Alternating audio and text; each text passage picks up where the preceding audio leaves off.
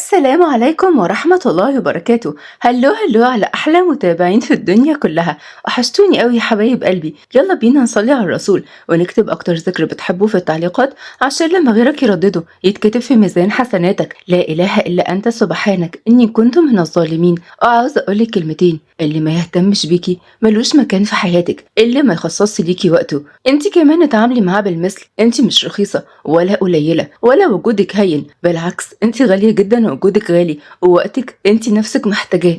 ارجوكي ما توزعيش من مشاعرك وطاقتك الايجابية على ناس ما تستاهلش، خليكي دايما مع الناس اللي تستاهل. وان ما لقيتيش يا ستي نفسك اولى بكل ذرة اهتمام، وجهي اهتمامك لنفسك قبل ما توجهيه لغيرك وفي الاخر تنتظري منهم الاهتمام وما تلاقيهوش. انتي غالية، خليكي غالية، اهتمي بنفسك على طول. صدقيني لما تهتمي بنفسك وتقدري نفسك قبل اي حد عشان تقدري تديهم وتقدري تبقي معطاءة، ساعتها الناس بس هتحس بقيمتك وهتعاملك زي ما انتي بتتعاملي مع نفسك. انما لو مخليه نفسك اخر الاهتمامات، صدقيني الناس برضو هيشوفوكي في اخر اهتماماتهم. بالعكس هيهتموا باللي مقدر نفسه اكتر واللي حاطط حدود لشخصيته واللي مش بيسمح لاي حد يجي عليه وعلى كرامته. باختصار يا حبيبة قلبي، لو عاوزة الناس تعاملك وتقدرك حلو زي ما انت عايزة، ارجوكي عاملي نفسك نفس المعاملة دي، لان الناس مهما كانوا بيحبوا الانسان اللي بيحافظ على شخصيته وعلى كرامته وما بيجيش على نفسه ولا يضحك ويتريق على نفسه عشان يضحك اللي حواليه. اعتزي بنفسك رقم واحد وبس كده. ولو لسه ما اشتركتش في القناة بدعوك تشترك وتفعل زر الجرس على اشعارات الكل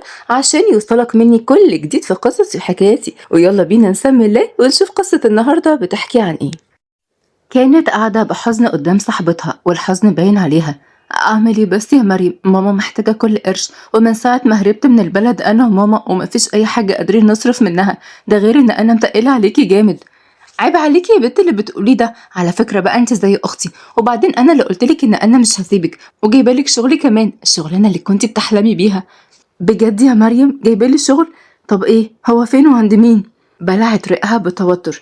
بصراحة كده يا نور، هو الشغل صعب حبتين، بس أنا عارفة إن انتي جدعة وهتعرفي تشتغلي في الحديد. لا ما تخوفينيش أكتر يا بت، الشغل فيه إيه؟ هتشغليني في كباريه ولا إيه؟ كباريه إيه يا مجنونة انتي؟ لا انتي لسه ما وصلتيش لكده، أنا هشغلك في بيت كبير ومعروف كمان، بس هو حد عصبي كده حبتين وبتنرفز بسرعة. ما تخلصي يا بنتي، هتنقصيني بالكلام. قوليلي هتشغليني إيه؟ دمي نشف يا فقرية. انتي هتشتغلي مربية، ها شغلانة سهلة وبسيطة وحلوة اهي. وانتي بقى طبعك زي السكر، هتعرفي تحتوي الأولاد، بس مش مربية لأي حد يعني. ازاي يعني مش أي حد؟ مش فاهمة ايه، هشتغل مربية للحيوانات؟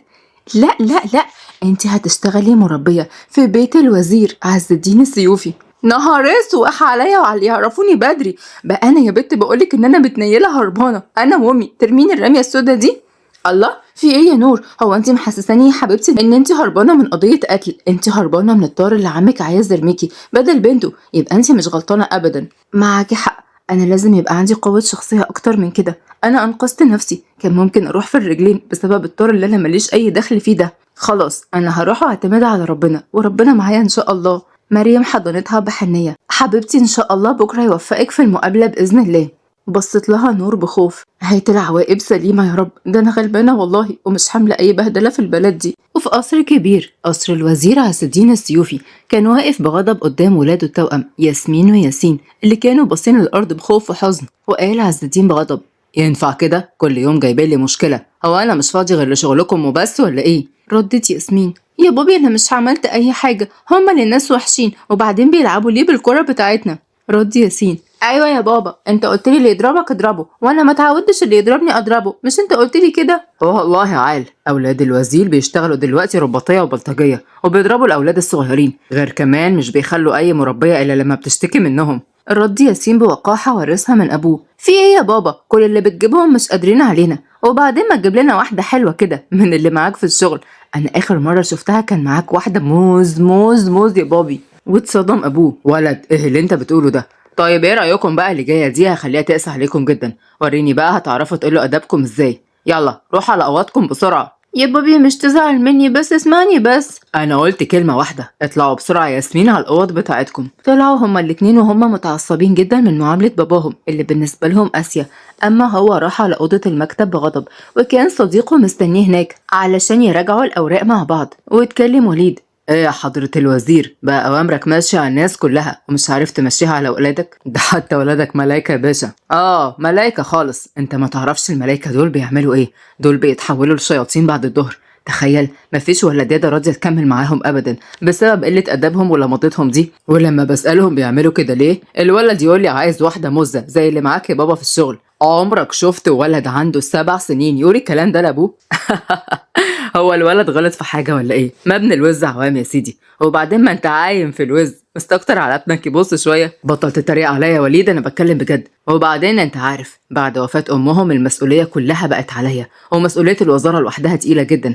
انا عاوز واحدة بس تبقى بتسمع الكلام ومحترمة، واعرف اخلي ولادي معاها ولا مستأمنها. ان شاء الله هتلاقي يا حضرة الوزير. انا بلغت الموظفين كلهم اللي في الشركة نزلوا اعلان، وان شاء الله بكرة في بنات جاية عشان الموضوع ده. على الله يا وليد، على الله كل حاجة. المهم مش عاوز اي ثغرة في الموضوع اللي قلتلك عليه. عاوز الناس كلها تقول ان عز الدين ده مفيش انزه منه ابدا. اوامرك يا باشا، بس كده عيوني الاتنين. هتسهر معانا بقى النهارده. على فكرة بقى، نازلي جاية وكلهم عارفين نظراتها ليك. يوه، انا مش عاوز نازلي دي ولا غيرها، انا ورايا شغل متلتل. وانت بقى قول لها اي حاجة وغطي عليا. أمرك يا باشا، انت تؤمرني وانا انفذ. يلا عن اذن حضرتك. وطلع وليد، وعز الدين فضل يفكر في اولاده وفي اللي مستنيهم، وبيدعي ربنا ان هو يقف معاه.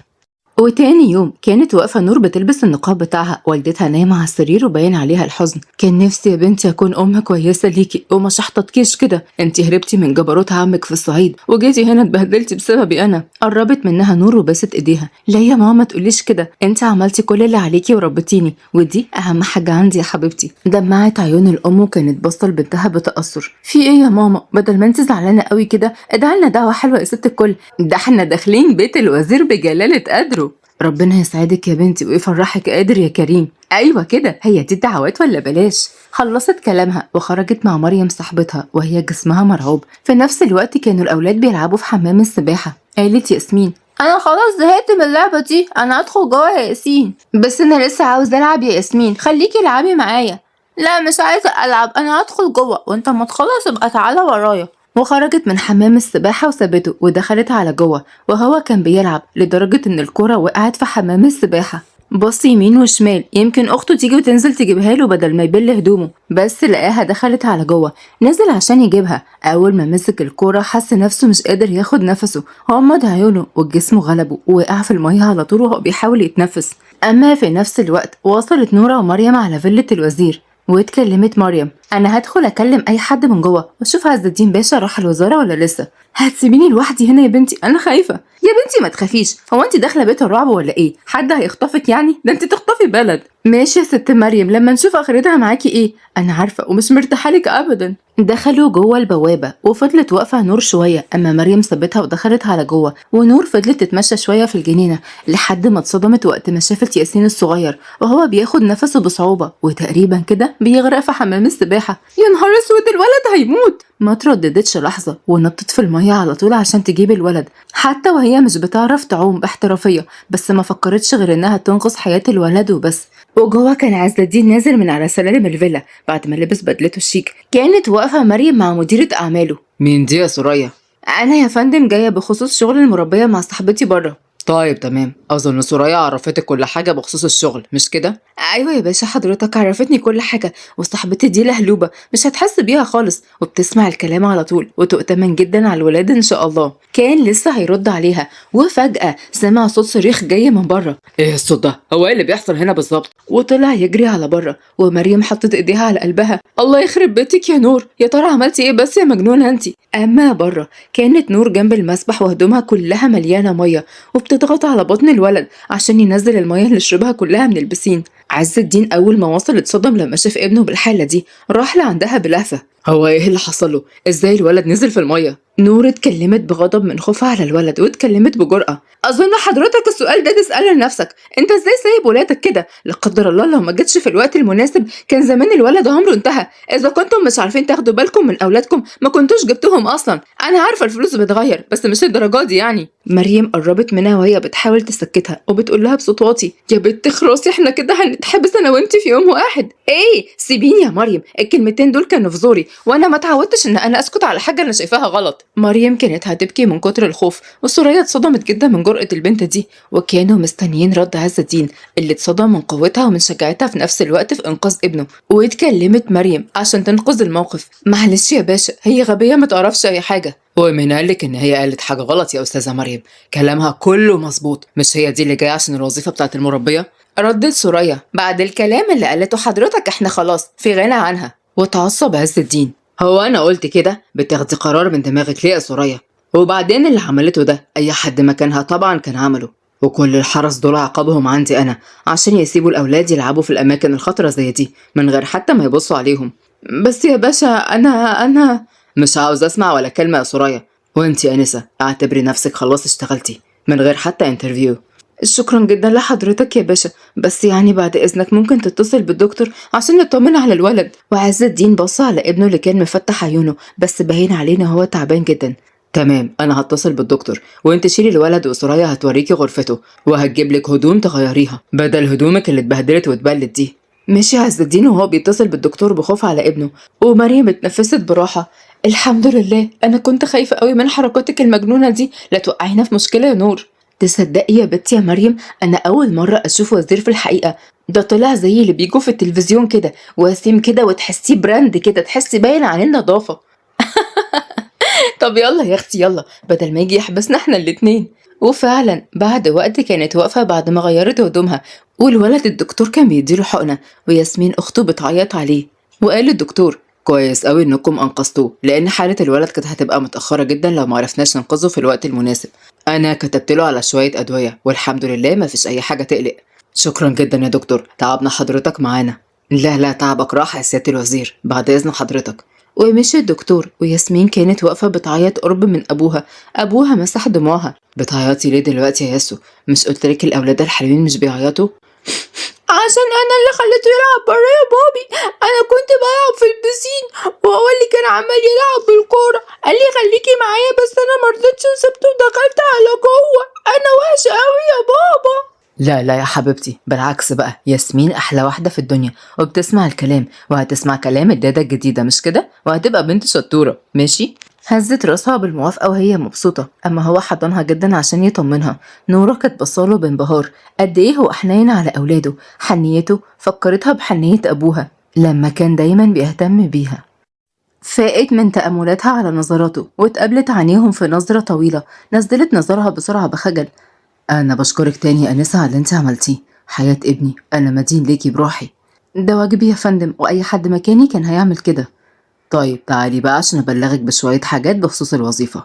خرج وهي طلعت وراه ودخلوا أوضة المكتب. كانت أوضة باللون الأسود، ولاحظت صورة لسيدة جميلة ومعاها ولدين، عرفت منها إن هي دي مراته. اسمعي، أنا أولادي أهم حاجة عندي، مش عاوز أي غلطة ولا أي حاجة تمسهم. حضرتك ربنا ما يجيب اي غلط، انا زي الرشاش الآلي في اي حتة تحطني هتلاقيني. شكلك كده غلبوية وبتحبي الكلام قوي. يقطعني، مش انا والله، ده انا حد مسالم خالص. والله هنشوف، خد الشيك ده واعتبريه مكافأة على اللي انت عملتيه. بصيت له بكبرياء وكرامة، هي ايوه محتاجة فلوس، ولكن عمرها ما تقبل بكده ابدا. حضرتك كده بتشتمني يا فندم، انا لا يمكن اخد فلوس على عمل انساني انا عملته، حتى لو ما كنتش اتقبلت كنت هبقى مبسوطة برضو ان انا عملت حاجة وانقذت الولد. عجبه ردها جدا، اول مرة يشوف ست عندها كبرياء وكرامة زي كده. لحظة تأمل عيونها اللي باينة من نقابها الجميل، لونهم مميز، لون يسحر القلوب. حضرتك سرحت في ايه؟ لا مفيش اي حاجة. انتي حاسة نفسك انك هتبقي مرتاحة كده؟ ايوه يا فندم، هبقى مرتاحة جدا، انا لسه ما اشتغلتش عشان اخد فلوس. طيب تمام، انتي هباتي هنا مع الاولاد، لان اغلب وقتي ببقى في سفر وانا مش هقدر اسيب ولادي لوحدهم، فانتي يا ريت تفضلي معاهم. تمام حضرتك، بس يعني لو تسمحلي لو كل فترة اروح اشوف ماما لانها ست مريضة. مفيش اي مشكلة، ربنا يخليها لك. خلص كلامه وكان لسه هيخرج. خدي بالك، عيالي اشقياء كتير، خلي بالك منهم كويس، وحاولي انك تصاحبيهم، ده علشانك انتي مش عشانهم. بعد ما قال لها كده سابها ومشي، وهي بصت وحطت ايديها في وسطها. اشقياء على نفسهم، ده لسه ما يعرفونيش، ده انا بالرواية ومحدش يقدر عليا. وبعد وقت كانت داخلة بالشوربة لياسين وياسمين اللي قاعدة جنبه. بص لها ياسمين قالت لي ان انت الست اللي طلعتيني من المية، شكرا، مع ان انا مش بشكر حد. وردت أخته: ما تفكريش إن إحنا حبيناكي يعني عشان عملتي كده، عادي أي حد ممكن يعمل كده، ما تشوفيش نفسك علينا بقى. حالك حالك حالك انت وهو، انتوا أكيد مش ولاد، انتم أكيد متنكرين. ما هو مش معقول ولاد يطلع منهم الكلام ده. بصوا بقى يا حلوين عشان نبقى كده مع بعض على نور، أي حاجة عاوزين تعملوها خليكم تعملوها، بس وأنا معاكم، لكن شغل الشقاوة ده أنا أصلا مخي وعقلي عقل طفلة صغيرة، فيا ريت كده نبقى كويسين مع بعض. واتكلمت ياسمين بقوة مزيفة: هتقدري تعملي ايه يعني؟ احنا مش بنخاف من حد. مش انا اللي هعمل، ام رجل مسلوخة هي اللي هتعمل، وشوف انتم بقى ام رجل مسلوخة ممكن تعمل ايه. الاتنين بصوا لبعض بصوت واحد واتكلموا برعب: ام رجل مسلوخة، خلاص خلاص احنا هنسمع الكلام، بس انتي تعملي لنا اللي احنا عايزينه احنا كمان، ماشي؟ طبعا طبعا يا حبايبي، هعمل لكم كل حاجة، بس اوعوا حد يقول لأم رجل مسلوخة لحسن تيجي تاكلنا كلنا، قال لها بتيجي تعاقب العيال الوحشين، بس أنا عن نفسي هعمل لكم كل حاجة. الولاد قعدوا يتنططوا من الفرحة وهما مبسوطين، وهما باصين لها بسعادة كبيرة. أما في اليخت على البحر كانت واقفة نازلي وهي لابسة فستان مكشوف وقصير جدا بترقص مع عز الدين بإغراء. أنا مبسوطة قوي يا عز إن أنا معاك النهاردة، ما تتصورش أنا بحلم باليوم ده قد إيه، ولا بحلم باليوم اللي أبقى حرمك فيه، حرم معالي الوزير عز الدين السيوفي. هو انتي مش شايفة ان طلبك ده لسه بدري عليه قوي يا نازلي؟ انت عارفة ان اهم حاجة عندي ولادي، اصل انا مش بفكر في الجواز بعد وفاة امهم. هو ماله يا حبيبي، انا هخليك تفكر، انت هتبقى ليا وبس، بحبك يا عز الدين ومش هسمح لأي حد ياخدك مني. للدرجة دي؟ انا اول مرة اشوف بصراحة كده. وبعدين انت ايه اللي يجبرك تحبي واحد زيي وانت عندك كل المقومات اللي تخلي اي حد يحبك من عيلة وما سبقش ليك جواز اصلا؟ ايه المميز فيا بقى؟ قربت منه بجرأة: كل حاجة فيك مميزة، كل حاجة فيك ماركة بالنسبة لي، ومحدش هياخدك غيري أنا يا عز. بعد عنها، هو مش ناكر إعجابه بشخصيتها القوية جدا، لكن دايما بيحس بحاجة غريبة لما يقرب منها. طيب كفاية رقص لحد كده عشان ورايا شغل بدري، أنا جيت ولبيت الدعوة عشان مش عاوز أزعلك ولا أزعل باباكي. مسكت الكاس اللي فيه المشروب: فصحتك يا عز يا سيوفي، طول عمرك صاحب واجب. بص لها باستغراب وهي بتشرب، وهو مستغرب من شخصيتها الغريبة دي، ما عندهاش حياء ولا حتى عندها حدود. وفي اللحظة دي ما يعرفش سببها ظهرت في دماغه نور ورفضها انها تاخد الفلوس، ما يعرفش ليه ظهرت في دماغه دلوقتي واللي اصلا فكر فيها في الموقف ده. وبعد وقت كان الليل متأخر رجع وهو من الشغل واتصدم لما شاف نور الأوضة بتاعت الأولاد منور، وكانت نور معاهم. على فكرة بقى انت وهو غشاشين وبتغشوا ومش هلعب معاكم تاني كوتشينة، ها؟ ردت ياسمين. ليه بس يا حبيبتي، احنا قلنا لك احنا ملوك الساحة، انت اللي مش فاهمة. يا سلام، ده انتوا بتوروا ورقكم لبعض عشان تخسروني، بس وربنا ما انا خسرانة، ها؟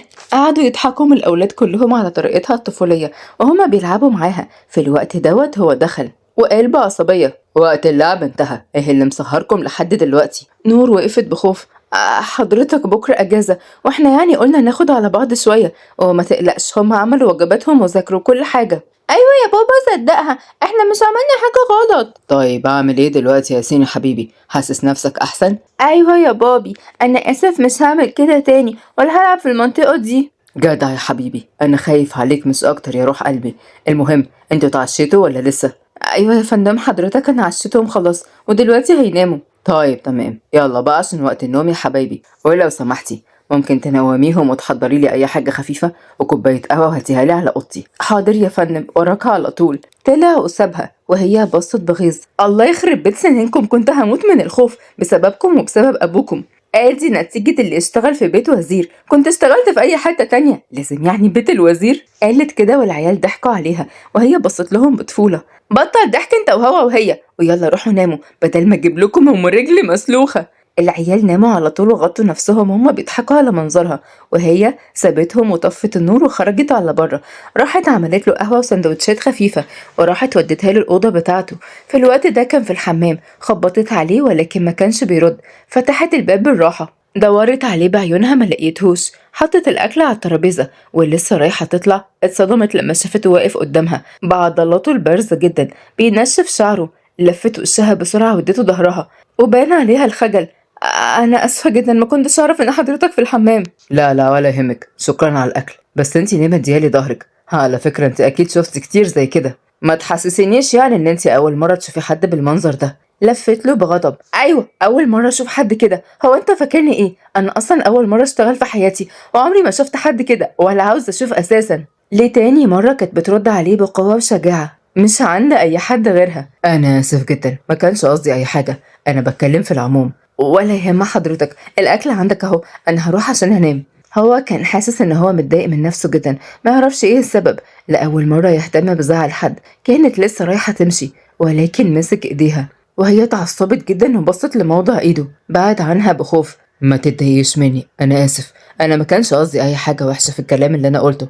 حضرتك انا مش متضايقة من كلامك، انا متضايقة من نظرتك للحياة. على فكرة في ناس كتيرة جدا محترمة قوي. انا عارف، علشان كده انا بعتذر، ودي اول مرة. انا عمري ما اعتذرت من حد اصلا. نور بسخرية وهي بتكلم نفسها. طبعا، ما انت هتعتذر ليه؟ ما انت وزير ابن وزير. بتقولي حاجة؟ علي صوتك شوية، انا مش بحب الوشوشة. وشوشة ايه بس؟ انا بقول ربنا يعين حضرتك طبعا، ما انت بتشوف كل حاجة، مش وزير بقى. فعلا. روحي يلا عشان تنام يا نور، الوقت اتأخر. استأذنت ومشيت من قدامه، أما هو قعد وبص على الأكل، شرب القهوة وأكل الساندوتش وابتسم تلقائيا. ما كانش عارف ايه سبب فرحته، بمجرد ما بيتكلم معاها بيحس صدره بينشرح. وهي كمان من يوم واحد عملت أفعال كتير محدش قدر يعملها. وعندها هي أول ما دخلت وقفت قدام المراية، شالت النقاب من على وشها والحجاب. يا لهوي الراجل ده هيجنني، بس برضه الواحد لازم يعترف هو راجل محترم ومؤدب جدا. لا لا مش محترم ولا أي حاجة، ازاي يعرض عضلاته بالشكل ده قدامي؟ وبعديها ضربت راسها بايديها بخفه. وانا مالي بس كده يا ربي، هو انا اتجننت ولا ايه؟ ما هو الراجل ما كانش يعرف ان انا في الاوضه اصلا. يا رب عيني وقويني بقى والستر من عندك يا رب، اخلص الشغل ده على خير. قالت كده وهي متوتره بس في نفس الوقت مبسوطه بالتجربه الجديده. وعدى أسبوعين على وجودها في البيت. كانت مصاحبة الأولاد جدا وعرفت هما بيزعلوا لما أبوهم مش بيقرب منهم وإنهم حاسين بفقدان أمهم، وده حزنها جدا. قررت إنها تستنى أقرب فرصة وتتكلم معاه عشان يطلع ويتفسح مع الأولاد ويقربوا من بعض. وفعلا النهاردة رجع بدري من شغله، بس مرجعش لوحده، كانت معاه نازلي ولابسة كالعادة جدا، لبس مكشوف قوي. أول ما نور شافتها وقفت جنب سوريا بصدمة. هو إيه أصله ده يا أختي؟ هي البنت دي مالها كده؟ هي ناسية بقيت فستانها ولا إيه؟ إيه اللي انتي بتقوليه ده يا نور؟ واحنا مالنا؟ وبعدين ده اللبس هنا عادي جدا، انتي بس اللي مش متعودة لأنك بتلبسي نقاب والكلام ده، ففاكرة كل اللبس زيك كده. وماله لبسي أنا بقى إن شاء الله؟ أنا عاجبني لبسي كده جدا، دي ناس غريبة بصحيح. ما اهتمتش سوريا بكلامها وسابتها ورحبت بنازلي اللي كانت بتبصلها بابتسامة خبيثة جدا. عز الدين نده عليها عشان تجيب الأولاد يسلموا على نازلي. أوامرك يا فندم. ياسمين ياسين تعالوا سلموا على طنط. العيال جم في الوقت ده بسرعة، وأول ما شافوها بصلها باستغراب. مين دي يا بابي وبتعمل إيه هنا؟ دي يا حبايبي طنط نازلي، صديقتي وشريكتي في الشغل. ونازلي بحركة جريئة قربت منه ومسكت إيده. وخطيبتك وإن شاء الله هكون مامتكم يا ولاد. نعم انتي مامتنا ازاي يعني؟ ايه اللي انتي بتقوليه ده يا نازلي؟ يا اولادي حبايبي طنط بتحب تهزر. العيال بصولها بقرف وهي اتضايقت جدا، ونور قربت من الاولاد. تعالوا يا حبايبي تعالوا معايا، واخدتهم وبعدوا شويه. اما نازلي اتكلمت بضيق.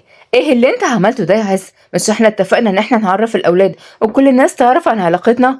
مش بالطريقه دي، وبعدين انا اصلا ما قلتلكيش ان في حاجه بينا يا نازلي. انا عارف اعجابك بيا بس مش للدرجه دي، ارجوكي ما تضغطيش عليا. نازلي اتضايقت جدا لما حست ان كرامتها بتتهان. سكتت ولكنها قررت انها تنتقم لكبريائها وغرورها. في نفس الوقت عند الاولاد كانوا بيخططوا عشان يطلعوها من حياة ابوهم. ولاد انا مش عاوزة شقاوة، انا فعلا السلعوة اللي بره دي مش متقبلاها ابدا، بس برضو احنا مش هنعمل اي حاجة غلط ماشي؟ رد ياسين. حاضر يا نور، هنسمع الكلام ومش هنعمل اي حاجة. وفعلا بعد وقت كلهم اتجمعوا، هما وعز خرج عشان يعمل مكالمة. أما على الأكل كانوا لسه رايحين ياكلوا، الأولاد دلقوا عليها الشوربة. وقفت نازلي بغضب. مش تفتح انت أعمى ولا ايه؟ ياسين ببراءة مزيفة. أنا آسف يا طنط ما كانش قصدي. نازلي كانت في منتهى الغضب وما كانتش مهتمة ولسه كانت رايحة تضربه، ولكن نور مسكت ايديها. اللي انت بتعمليه ده حضرتك، انت ازاي هتمدي ايدك على طفل؟ والله والخدامين بقوا بيتكلموا دلوقتي. بقولك ايه يا شاطره، انت مالكيش دعوه، اكيد انت اصلا اللي مسلطاهم عليا، وانا بقى هعلمك الادب. وقالت ياسمين. مالكيش دعوه باخويا، انت واحده شريره. بقى كده أنا هعرف أربيكم إزاي. يا عز الدين تعالى شوف ولادك اللي مش متربيين دول. عز الدين خلص المكالمة بسرعة وجه عشان يشوف الأولاد ولقاهم بيعيطوا. إيه اللي حصل؟ فهميني. الهانم المحترمة بتسلط أولادك عشان يضربوني، أولادك مش متربيين يا عز. اتعصب عز الدين. أولا أنا أولادي متربيين كويس جدا يا نازلي، ثانيا أسمع من الطرفين وما اسمحش ليك إنك تعلي صوتك في بيتي أبدا ولا عند أي حد شغال عندي في البيت. تلاقيها مش بس مربية، تلاقيها كمان مقضيها معاك، أنا عارفة الأشكال دي كويس قوي. واتصدمت نور من اللي اتقال عنها، أما هو بصلها بغضب. نازلي اعتذري بسرعة وهي حرة، يا تقبل اعتذارك يا ما تقبلهوش وتمشي. انت بتكلمني أنا بالطريقة دي يا عز؟ طب أنا مش هعتذر يا عز وهمشي، بس ليا رد فعل تاني أبدا مش هيعجبك خالص يا حضرة الوزير. خلصت كلامها ومشيت وهو قرب منها وقال: ما تزعليش بسبب الكلام ده، حقك عليا أنا. لا لا حضرتك، اهم حاجه ان انت جايبت كرامه الاولاد، مش مهم انا، الاولاد دول انا حبيتهم جدا وما اسمحش لاي حد يأذيهم، ثم ان الولاد كمان ما كانش قصدهم اي حاجه. بصلها بنظره غريبه، عيونه سرحت في عيونها الجميله قوي اللي مش عارف حتى يوصف جمالها. والعيال قربوا من باباهم. حس كده بقى يا بابا، نور كانت عاوزه ان احنا نخرج النهارده نتفسح، ارجوك يا بابا فسحنا بقى.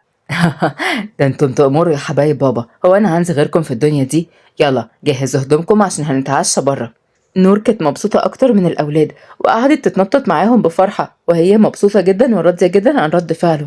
وبعد وقت وداهم الملاهي وجاب لهم حاجات حلوة كتير، كانوا مبسوطين جدا وهما بيلعبوا قصاده. وبعد ما خلصوا لعب قعدوا الأولاد كلهم على البحر، أما هي كانت واقفة بعيد عنهم شوية. قرب منها كانت باصة على البحر بتوهان. شايفك سرحانة يعني يا نور، يا ترى سرحانة في ايه بالظبط؟ أنا سرحانة في الظلم بتاع الدنيا دي، في ناس كتير بتستقوى على الناس الضعيفة والغلابة اللي زي كده، زي اللي عملته اسمها نازلي دي، وناس كتير زيها مش عارفة يستفيدوا ايه لما يعملوا كده. أنا فاهمك كويس وعارف إن انتي معاكي حق في الكلام ده، بس الناس دي قليلة قوي وربنا خلق الشر والخير ودايما الخير بينتصر، وده في حد ذاته حاجة كويسة. نور كانت حزينة جدا واتنهدت بألم. قرب منها وقال: هو أنا شايف دموع في عينيكي؟ هو في حاجة حصلت؟ بصت له وهي مش قادرة تتكلم ولا تحكي له عن كل الماضي بتاعها. مسح دموعها وكان باصص لعيونها قوي وهي كمان سرحت في الوقت ده. وبعد شوية جم الأولاد وقطعوا عليهم اللحظة دي. يلا بينا يا بابا عاوزين نروح. الله يخرب بيتكم، قطعتوا أحلى لحظة في حياتي. ماشي يا أختي انت وهو طول عمركم كده. غمز له ياسين بوقاحة. تربيتك يا كوتش، واحنا عملنا حاجة ولا ايه؟ ضحك على أولاده ومشي معاهم وهو بيضحك على تصرفاتهم الطفولية البريئة.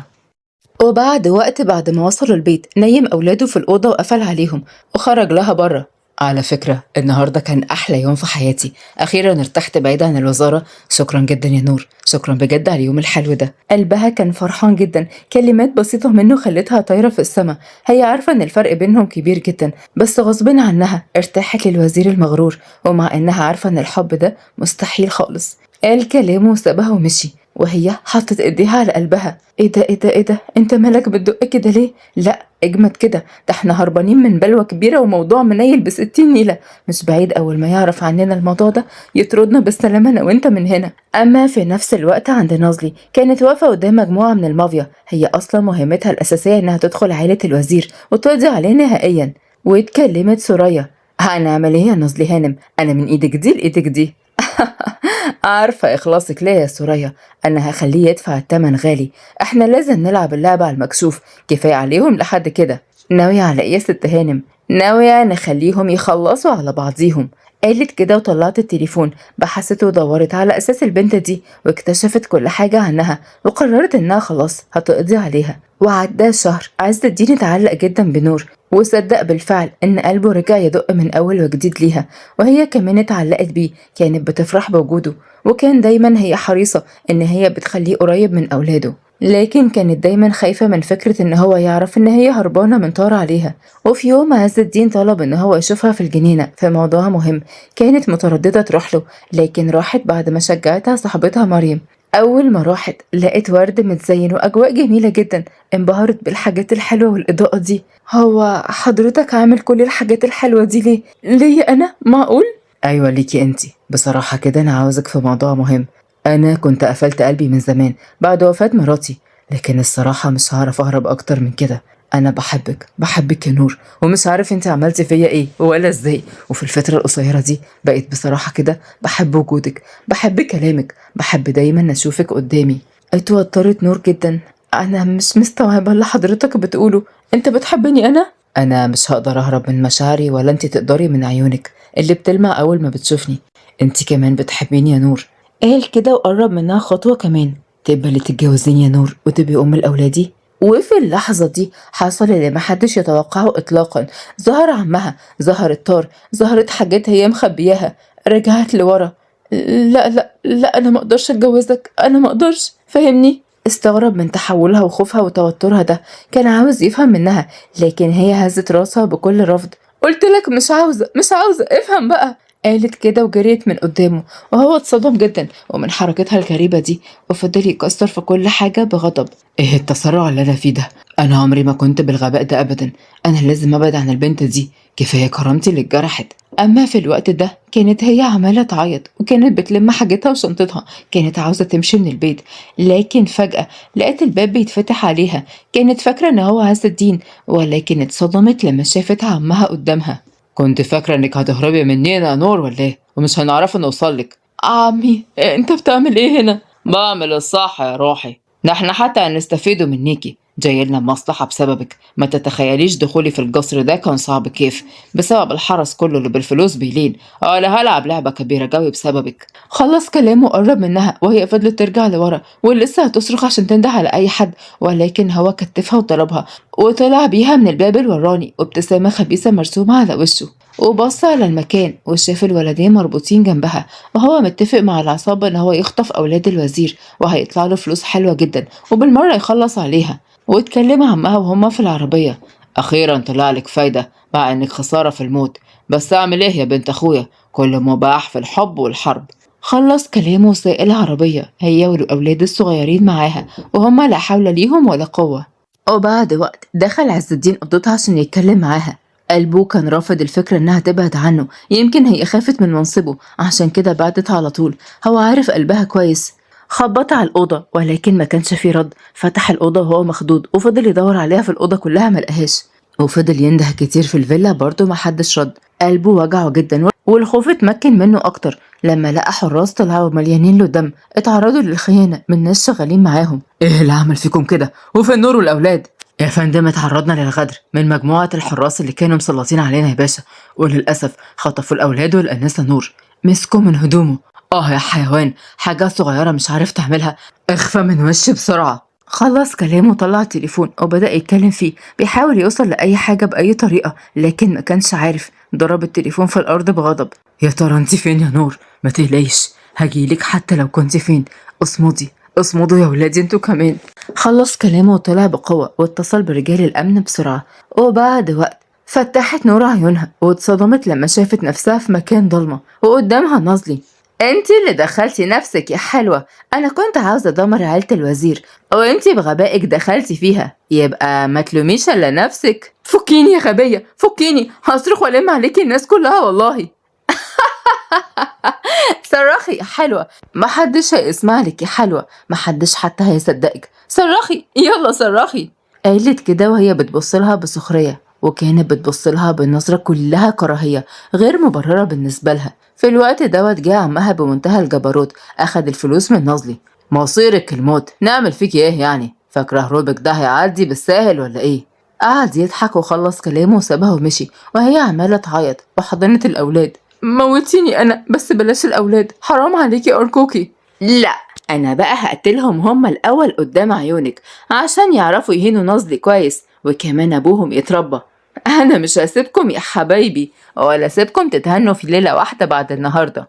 قالت كده ورفعت المسدس، كانت لسه هتضربهم بالنار، ولكن فجأة صوت اقتحام البوليس ملى المكان، ودخل عز الدين بكل هيبته وجبروته. انت فاكرة دخول القصر بتاع الوزير حاجة سهلة ولا ايه يا نازلي؟ انا خليكي تدفعي التمن غالي غالي قوي يا روح امك. نازلي بصت له بهوس وجنون. جاي ليه يا عز؟ جاي علشانها هي ولا عشان اولادك؟ ما هي دي اللي انت فضلتها عليا وشكلك بتحبها، بس انا بقى هحرق قلبك عليها. وكانت لسه رايحة عشان تهجم عليها، ولكن البوليس انقض عليها وقبض عليها في ساعتها. وهو قرب منهم وفكهم بسرعة. الأولاد حضنوا أبوهم جدا، وهي بصت له بكل خوف. انت كويسة يا نور؟ حصل لك أي حاجة؟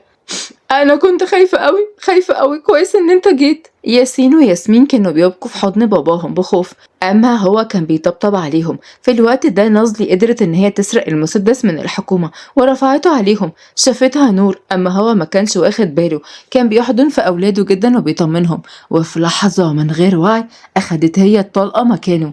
بص بصدمة وصرخ بجنون لما لقاها هي فدته بنفسها وبروحها. نور يا نور! قرب منها وشالها بين دراعاته، نزل عنها نقاب. نور نور، أرجوكي ردي عليا، ردي عليا يا نور، اتنفسي، خدي نفس أنا جنبك. ولكن هي بدأت تاخد أنفاسها بصعوبة. أنا من زمان محكوم عليا بالموت، هربت منه، لكن اللي مكتوب له حاجة بيشوفها. بس تصدق أنا مبسوطة لأن أنا هموت بين إيديك يا عز الدين. على فكرة، أنا لما رفضت حبك مش عشان أنا مش بحبك، أنت أول حب في حياتي يا معالي الوزير. حبيت ولادك وحبيت حنيتك، حبيت جنونك، حبيت كل حاجة فيك. بس الظاهر إن مش مكتوب لي السعادة أبدا يا عز. لا لا يا نور، ابوس ايديكي ما تسيبنيش، انا ما صدقت ان قلبي يرجع يحيا من جديد. انت حياتي يا نور، ارجوكي فتحي عينيكي، ارجوكي ما تسيبنيش. لكن نور راحت في دنيا تانية وما كانتش حاسة بأي حاجة. قرب عليه وليد صاحبه في اللحظة دي. يلا نقلها المستشفى بسرعة، ان شاء الله مش هيحصل لها حاجة، اهم حاجة الوقت، قوم شيل معايا بسرعة. أخدوها وأخدوا الأولاد ووصلوهم على البيت، وبعد وقت كانت هي في المستشفى. اتبرع لها بدمه وهو خايف عليها جدا. كان قاعد على أعصابه وحاسس إن القدر بيختبره لتاني مرة. في الوقت ده دخلت والدتها وكانت مش قادرة تقف على رجليها. ردت والدتها بدموع. ليه يا بنتي؟ ليه عملتي كده يا حبيبتي؟ كنت دايما بتضحي علشاني. قومي يا نور، قومي يا دانا أمك، قومي. رد عز الدين بخوف. ما تخافيش عليها يا طنط، ان شاء الله هتقوم، هي اكيد بتحبك وهتقوم علشانك. يا رب يا ابني، يا رب يا رب ما يضرني فيها ابدا، انا ما حلتش غيرها. عمها الله يكحمه كان عايز يضحي بيها للطار عشان ينقذ بنته، هو السبب، هو السبب اللي احنا فيه، ربنا ينتقم من كل واحد ظالم. ما تقلقيش، كل اللي اذوها هيتعاقبوا، انا بوعدك بكده. واطمنت الأم شوية، وفضلوا سهرانين معاها هما الاتنين جنبها. وفضلوا هما الاتنين معاها في الأوضة في المستشفى سهرانين جنبها، وهو كمان مش بيروح في أي حتة. وبعت الأولاد يبقوا معاه في المستشفى. قعدوا الأولاد زعلانين وبيعيطوا كأنها أمهم بالظبط. وبعد مرور يومين وفي السجن نازلي انتحرت وعمها اتقبض عليه هو وكل الفريق اللي كان شغال معاه في الشغل المشبوه في البلد بتاعته. والنهاردة أخيرا فتحت عيونها. أول ما فتحت شافت الولاد كانوا قاعدين جنبها. إيه ده؟ انتوا سايبين مدرستكم وقاعدين جنبي يا ولاد؟ جريوا عليها وحضنوها قوي وهما بيبكوا. احنا بنحبك قوي يا نور، ما تسيبناش تاني أبدا. أنا عمري ما هسيبكم أبدا يا حبايبي. قعدت تكح شوية وكانت طبعا منزلة النقاب عشان تعرف تتنفس. وفجأة لقيته داخل عليها ومعاه بوكيه ورد كبير. يعني هما بس اللي حبايبك؟ وانا بقى مش حبيبك يا ست نور؟ وشها احمر من الخجل. انا مش هقبل اي اعذار يا نور، انا بحبك، اقدر اقولك قدام الكل وان انت كمان بتحبيني، والا ما كنتيش ضحيتي بنفسك علشاني. بلاش منهدة، الله يكرمك. هو انت مش هتزعل انك اتجوزت واحدة زي كده يا حضرة الوزير؟ ولا هتندم يعني ان انا مش من مستواك؟ الندم الحقيقي لو بعدت عنك في يوم. نور انا بحبك بجد، ما اقدرش استغنى عنك، وانا كمان بحبك، بحبك قوي يا عز الدين. والدتها وصاحبتها كانوا جايين سقفوا، والممرضات كمان سقفوا. وبعد مرور أسبوعين عمل لها فرح كبير جدا بعد ما رجعت، والأولاد كانوا فرحانين وهو بيلف بيها قدام الكل. وبعد ما خلص الفرح أخدها على قصره، كانت مبسوطة جدا. قرب منها بالراحة في الأوضة وشال النقاب من على وشها وهو مبهور من جمالها. حد قالك قبل كده ان انت جميلة قوي؟ انت اللي عيونك حلوة. ما انت بتشوف بنات كتير بقى يا عم. البنات دي كلها كوم وانت كوم تاني خالص، انتي ادماني وحبيبتي. طب يلا بقى نصلي وبلاش تكسفني يا معالي الوزير. وفعلا اتوضوا وصلوا مع بعض. وبعد ما خلصوا كانت قاعدة بخجل. قرب منها. نور انا تعذبت كتير في حياتي، عاوز ابقى في حضنك، عاوزك تنسيني الدنيا. انت بجد بتحبني يا عز؟ هو انتي لسه بتسألي؟ انا دلوقتي هثبتلك قد ايه عز الدين السيوفي الوزير بيعشقك وبيدوب فيكي يا روح قلبي. انا بطل تكسفني بقى يا معالي الوزير الوقح. بموت فيكي وفي كسوفك، ودي أكتر حاجة خلتني أحبك. أخدها في حضنه جدا وعاشوا أبطالنا في سعادة وهنا. ولحد هنا وانتهت قصتنا، واستنوني في قصة جديدة. سلام.